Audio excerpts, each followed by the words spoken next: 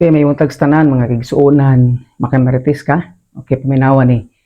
Na-viral karon ang nako ni video nga scandal video nga himo si Nico Natividad nga usa ka artista upat pang utulo pangalain nga artista.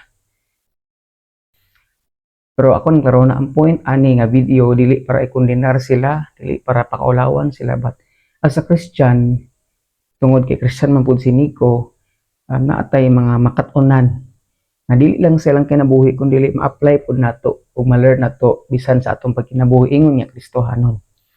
Unsa man ni unang-una is kining gitawag nga repentance. Repentance dili lang pag-angkon sa imong sayop kundi dili pagtalikod sa imong sayop. Si Nico nakanindot siya manggod kay miangkon siya sa iyang sayop. Unlike kuno sa ubang mga artista, ubang lalaki, ila jung i-justify, ila jung panalipdan, ipakasayop ang ilang mga partner. Pero si Nico, sa grasya sa Ginoo tungod kay Christian pud siya, iyang yangkon gyud ang iyang sayop.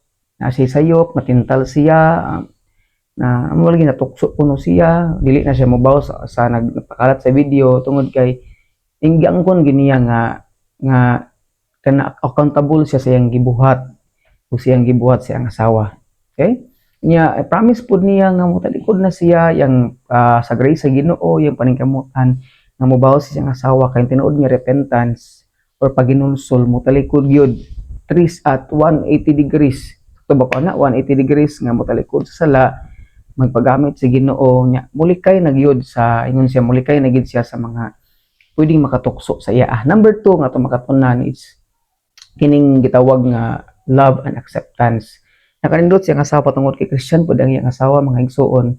Iyang nasakitan siyempre ang asawa pero iyang gidawat gyapon ang asawa, iyang siniko, iyang gipasaylo ang siniko niya, iyang ginahinay kanang gusto niya nga maka-recover pud ang iyang bana nga siniko. Grabe yan, no? Tungod na gina sa gugma sa Ginoo, kitang tanan igsuon makasasala pud ta. Realize yang asawa nga siya pud nakasala sa Ginoo mo nang kanang mopasaylo po dapat siya sa mga tawo nga nakapasakit sa iya. Dili man nalim dili sa yon, pero tungod kinakadawat sa gugma nga gikan sa Ginoo, gipasaylo siya sa Ginoo mo nang naa siya kusog pod na makapasaylo usab sa uban. Number 3 nga to makatunan igsuon mo ni nga grace. Gining grace mo na siyang dili ang ngayan si Nico nga makaangkon sa mong kapasayloan, pag-love siya nga asawa pagbalik. Pero gidawat gihapon siya nga kining grace usab na dawat gikan sa Ginoo.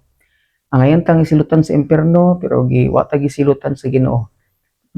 Dita ngayon makadawat sa kaluwasan o kanang ginabuhing walay katapusan pero gihatag na sa Ginoo tungod sa grace ato. I hope and I pray nga dili ato abusaran ng grace sabay sa gingon gini ko nga di pasabot nga gipasaylo na siya balik. Iyan na pong buhaton ang iyang nabuhat nga sayop. Nang sa atong kinabuhi dapat pod nga sa kada adlaw magkinabuhi tang gracious gikan sa Ginoo. Yes, makasala gud ta pero atong buhaton nga di na tuyoon ba kalahi man ang tinuyo ug sa dili tinuyo. Yes, makasayop makasala ta, masayop ta pero sa grace sa Ginoo atong kanang di na tuyoon ang pagpakasala kay botang sayop atong likayan. Nya. Mo to igsoon daghang salamat ug tan-awan ni nga video para magkaton ka na po ni sa YouTube. Interview siya ni Augie Diaz. Kanina mo na small clip sa iyang video. Okay? God bless sa itong tanan. Salamat. Salamat. Oo, hindi magtawa lang kita. Okay. So, ano ang natutunan mo sa lahat ng ito, Nick? Basic lang po. Pag alam mo nung masama at mali, huwag mo nang gawin. Alam ko namang mali yun eh. Nagpatukso ako, nagpatalo ako. Kung alam mo kahinaan mo yun, huwag mo nang gawin. Sabi nga po ng pastor sa amin, kunyari kahinaan mo babae, may humingi ng tulong sa'yo, maganda. Hindi makauwi, makikisakay ng sasakyan mo. Sexy. Kung alam mo yun ang tuksot mo kahinaan, bigyan mo na lang ng pang-grab. Bigyan mo ng pera pa masahe, huwag mo na isakay. Kasi alam mo kahinaan mo, kung kahinaan mo magnakaw, huwag ka nang umano sa mga gamit. Mga tao tayo, lahat tayo may kahinaan, lahat tayo kaya makagawa ng masama. Ikaw na yung umiwas. Ayoko magmalinis ngayon sa asawa ko na dahil naririnig niya, hindi na ako maaakit, hindi na. Nagawa ko nga eh. Paano ko siya mapapaniwala? Ang gagawin ko, ako iiwas. At gagawin ko, papatunayan ko sa'yo. Hindi na para mangako na lang. Lahat tayo, hindi lang po dahil sa nagloko sa asawa. Maraming klase ng kasalanan. Maraming klase ng mortal sins. Kung kaya nating umiwas tayo. Dahil tao lang po tayo, kaya makagawa ng pagkakamali. Anong gusto mong sabihin sa kanila para ipagmalaki mo yung misis mo? Sobrang buti ng asawa ko. Taba ng puso niya para magpatawad. Napakahirap po magpatawad kahit lagi po nilang sinasabi na love your enemy, matuto ka magpatawad. Sabi nga niya, nahirapan siya magpatawad, aaminin niya kasi ako daw ang pinakamahal na niyang tao. Ako daw pinakapinagkakatiwalaan niyang tao. Tsaka may mga anak kayo. Sobra po.